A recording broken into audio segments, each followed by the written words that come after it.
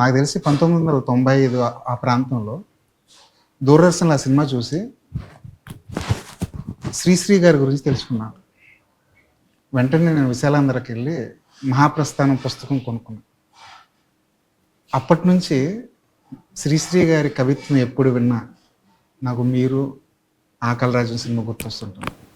మీరెప్పుడు ఆ కవిత్వం చదివినా సరే మళ్ళీ శ్రీశ్రీ గారిని చూసినట్టు ఒక గొప్ప అనుభూతి. నాకే కాదు, అది మీ నోటి నుంచి శ్రీశ్రీ గారి కవిత్వమైన అందరికీ అనిపిస్తుంది. ఈ ఇంటర్వ్యూ మొదలెట్టే ముందు ఒక చిన్న హ్యాపీ నోట్, ఒక చిన్న పాజిటివ్ నోట్, శ్రీశ్రీ గారి కవిత్వం మీ నోటి నుంచి ఇంకొకసారి మా ప్రేక్షకుల కోసం. అది అంటే మొత్తం లైన్ చెప్పలేను. శ్రీశ్రీ గారి గురించి చెప్పాలంటే ఒక లైన్ చెప్తే అందరికీ కూడా గుర్తొచ్చేస్తుంది.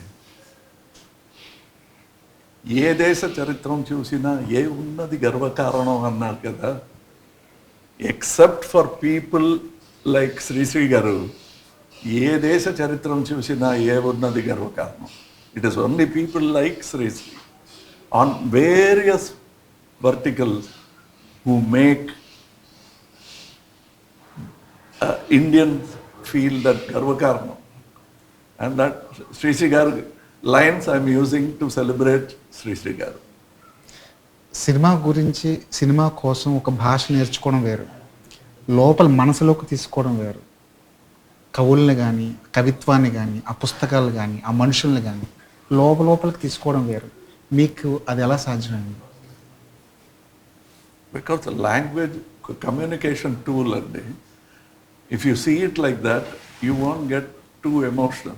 What is the most emotional point? Why we invented language for communication? With who? With each other. So that loving another human being is very important, and the best way to do that is to perform for them. And I cannot go individually and shake hands. Their applause, one hand is mine, another hand is theirs. I see it like that. So I've been there and I've done that. So unless I want that applause, I should have enjoyed it. So one of their hands is mine. Right. మిమ్మల్ని చూసే ఈ generation కూడా భాష మీద ప్రేమ పెంచుకుంటారు. శంభు గారు కూడా తెలుగులో కూడా పాటలు పాడారు. Yes, sir. 2, 3, 4 films. ఎన్టీఆర్ గారి సినిమాలో పాడారు. Now OG Pawan sir. ఓజీలో పాడుతున్నారు.